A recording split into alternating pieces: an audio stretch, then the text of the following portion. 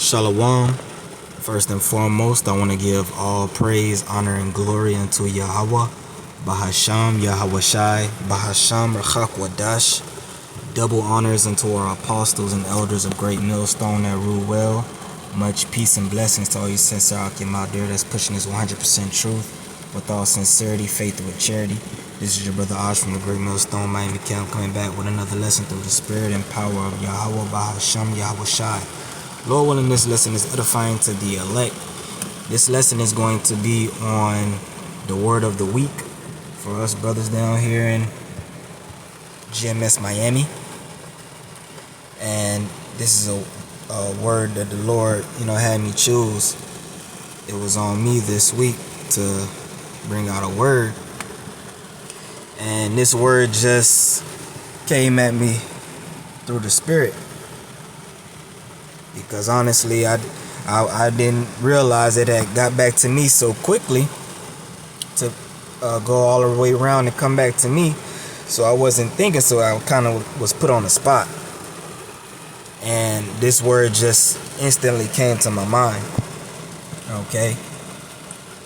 And the word is fortitude. Now, when you look up the Oxford definition for the word fortitude, it says courage in pain or adversity. Courage in pain or adversity. And that's in a worldly sense and a physical sense. There are many different examples that they use as examples. She endured her illness with great fortitude. Right? People have different diseases and illnesses that they have to bear, that they have to get through. Right? The word disease means what? Dis-ease, not at ease. But that's something that you have to endure. That's another word, good word, which means make hard.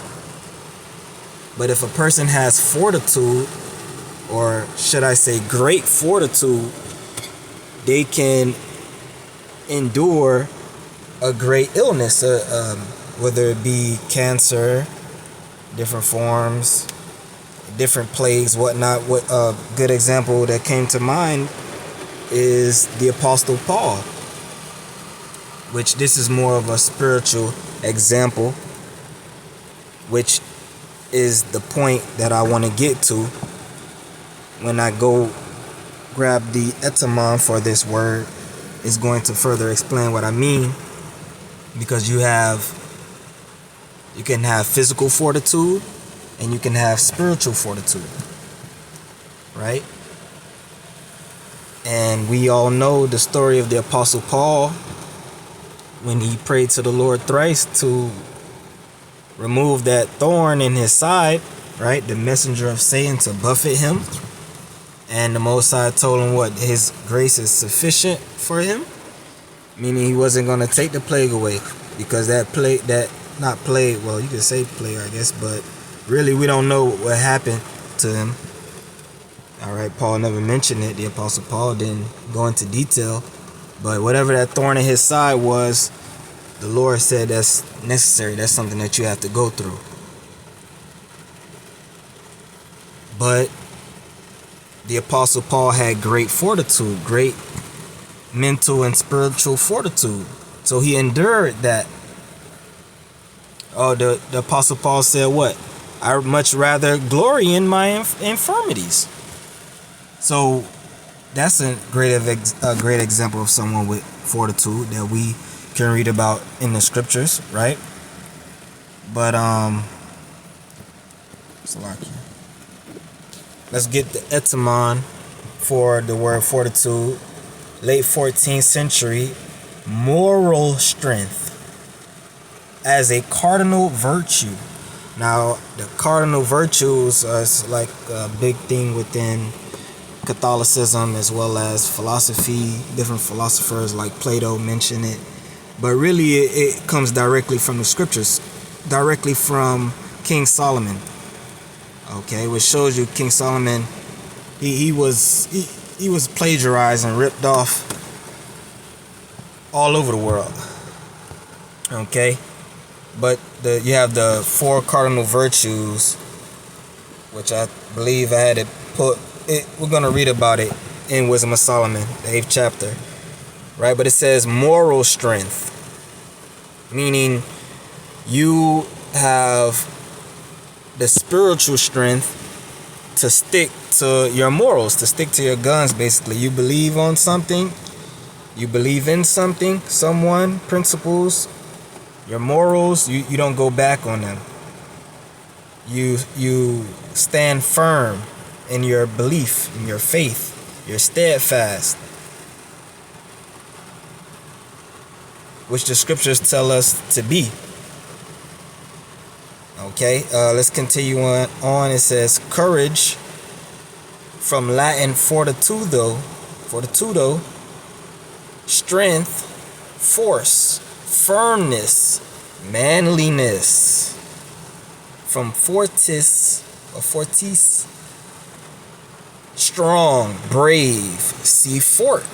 Okay, so it goes back to the word fort, which the word fort, fortified place, stronghold, fortress, strong man. So the word fort means strong man.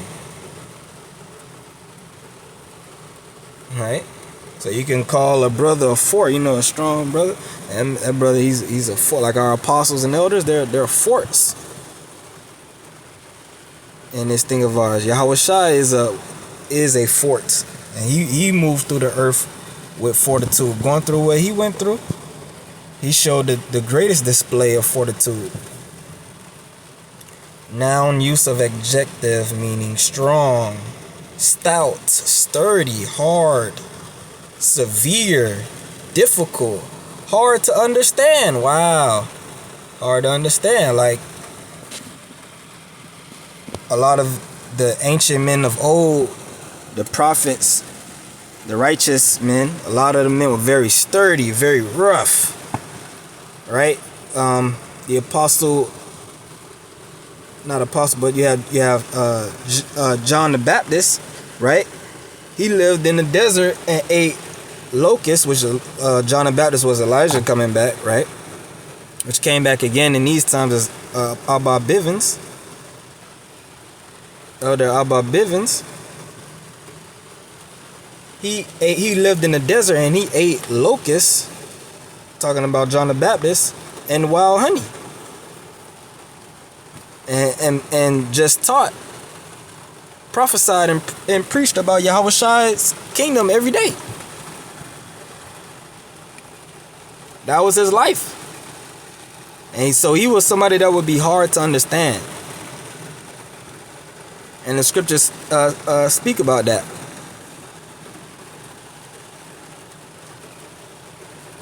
Well, Yahweh Shai said, Elijah came neither eating nor drinking. They called him crazy, roughly paraphrasing. Yahweh Shai came eating and drinking. They called him a glutton and a wine bibber. Basically mean you can't please these people. But somebody, especially in this world, that's like a fort, very hard. They would be hard to understand. It would be hard to be understood. The scriptures, when prophesying of Yahweh Shai in Isaiah 53, roughly paraphrasing, says that he will have no form, neither comeliness, that we should desire him, roughly paraphrasing.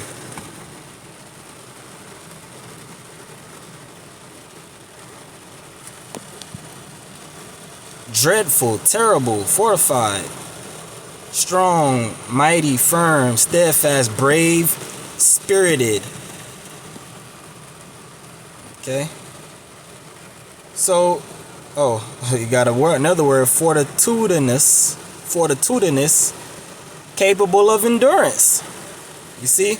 So, obviously, this is a very positive, righteous attribute that a man can have, but ultimately, the scriptures tell us that it's necessary for this thing of ours, for this walk. This is Wisdom of Solomon, chapter 8, and verse 7. And this is speaking of wisdom. Right? We understand that King Solomon was the most wise and also rich physically, but spiritually, because he had the wisdom of the Most High. Right? He had the wisdom of Yahweh. He knew things that are revealed to man, dealing with things on the earth, and the wisdom of the herbs and animals, and the psychology of men, and the change of seasons. And like you have almanacs that deal with the alignment of the stars and the astrology that will tell you the best time to plant on the earth and different herbs. He knew all that, and he knew things that was not revealed unto man, spiritual things. And this is what he's gonna say. Listen to what he says.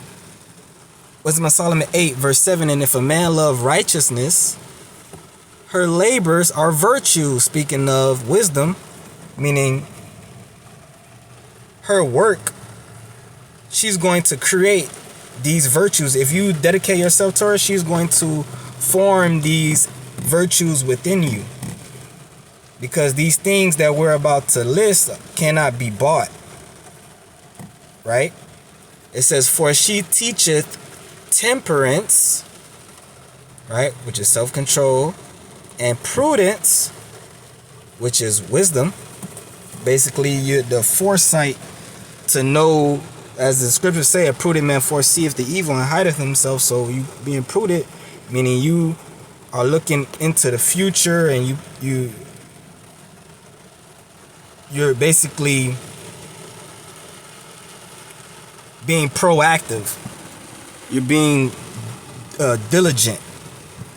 You're not being reactive. You're being proactive, meaning you're foreseeing potential errors and mistakes and tying up those loose ends before you can even get there. That's like somebody you would want on a ship, somebody you want on an airplane, somebody you would want in situations where people's lives depended on it, ultimately a judge, right? But goes on, justice and fortitude, which we know justice, you of course the Lord is preparing us to be the future judges of the universe. We have to not only have and display, but understand righteous justice. Even on a low level as a man, you should understand justice. You should be able, and that's why don't they have a thing called jury duty? They summon random low level people to come be part of a jury on someone's freedom, and it's you're using your voice, your opinion to say what you believe, whether someone is guilty or innocent of a crime. And they'll take any old random person, someone who don't understand about crime, how crime works, how law works, or justice, or somebody wicked ass random person off the street that's have their biases and whatnot. But you as a man, an Israelite man, should know, and we should know and understand justice, true justice. Because you have to be a father. You have to be a leader in your house and amongst your people. So the average everyday man should understand justice. How much more those of us that's in this thing of ours. Okay, it says justice and fortitude, which is the key word, which we already went into.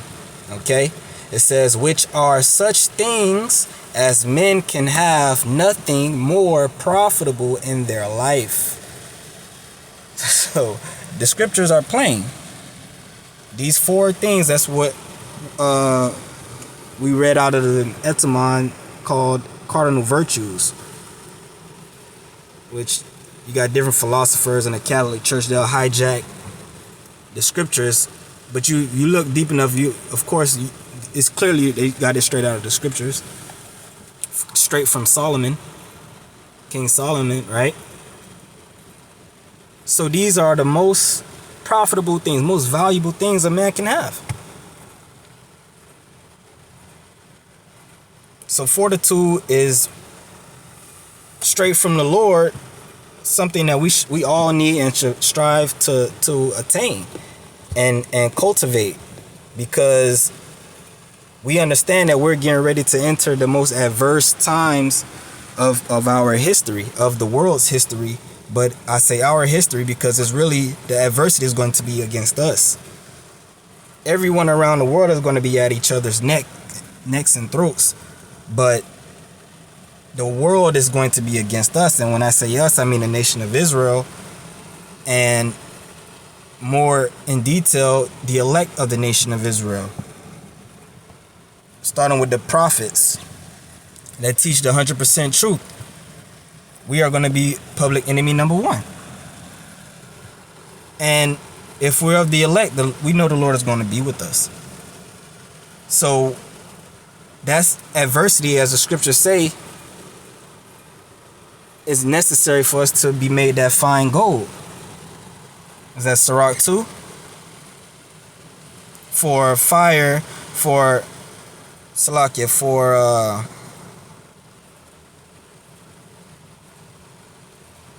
Salak, let me get it. Close out with that. This is Sirach chapter 2, or Ecclesiasticus chapter 2 and verse 4. Whatsoever is brought upon thee. No, I'll start at 1. My son, if thou come to serve the Lord, prepare thy soul for temptation. Set thy heart aright and constantly endure, and make not haste in time of trouble.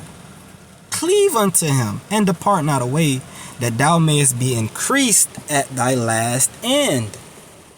Whatsoever is brought upon thee, take cheerfully, and be patient when thou art changed to a low estate. For gold is tried in the fire, and acceptable men in the furnace of adversity.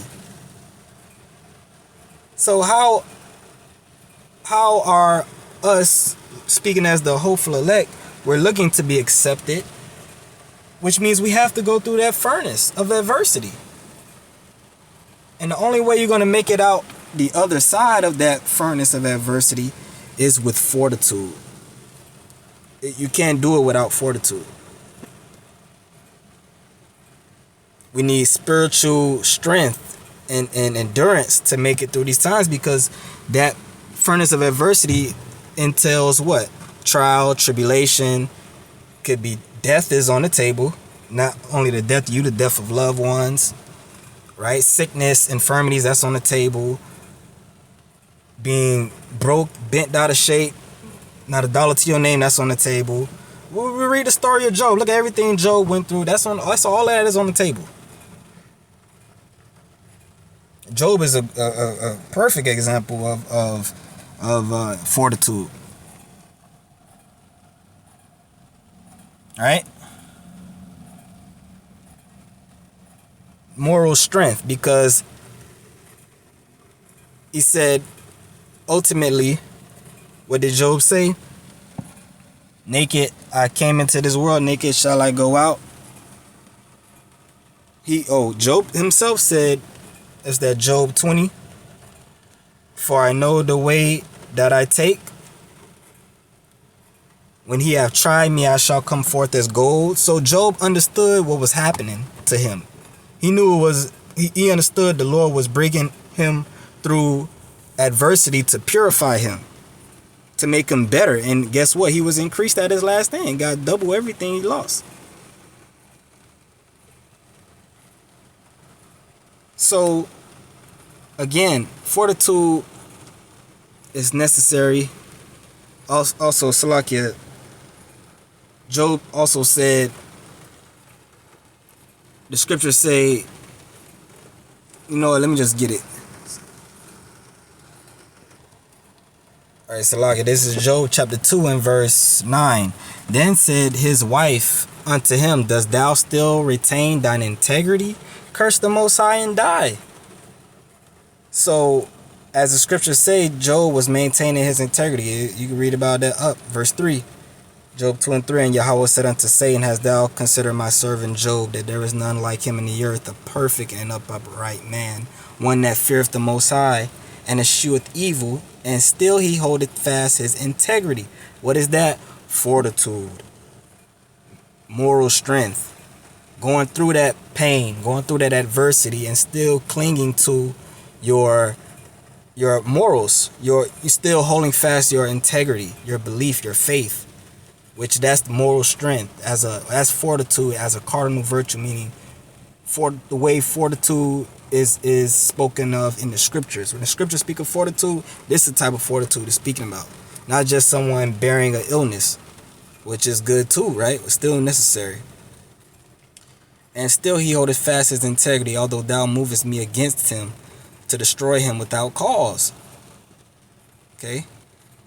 So going back down, verse 10, Job 2:10, but he said unto her, thou speakest as one of the foolish women speaketh. What? Shall we receive good at the hand of the Most High, and shall we not receive evil? And all this did not Job sin with his lips. So Job understood it's gonna be good times and bad times. You're gonna have ups and downs. You're gonna have highs and lows. What you gonna do when things get bad? What you gonna do when things get rough? You gonna just jump ship and forsake the Most High and forsake your beliefs and faith? That's not fortitude. When all hell break loose, when the stores is empty, the full storehouses suddenly become empty, when Esau's up and down the streets with his different militia forces and military groups, when all hell breaks loose and you can't eat because only people that eat have a charagma, are you going to maintain your faith? Are you going to maintain your belief in the Lord? And you haven't eaten in a few days, but you can smell the bread coming from the factory down, or the concentration camp down the street. You gonna go? You know what I mean? That's when the fortitude is really gonna kick in for those that are of the elect. And that's something we need to pray for right now and cultivate and create and push right now. So that's just something I wanted to say through the Spirit. Lord willing, was edifying with that. I'm gonna give all praise, honor, and glory unto Yahweh Ba'ashem Yahushai Ba'ashem Rachakwadash. Until the next one, Shalom.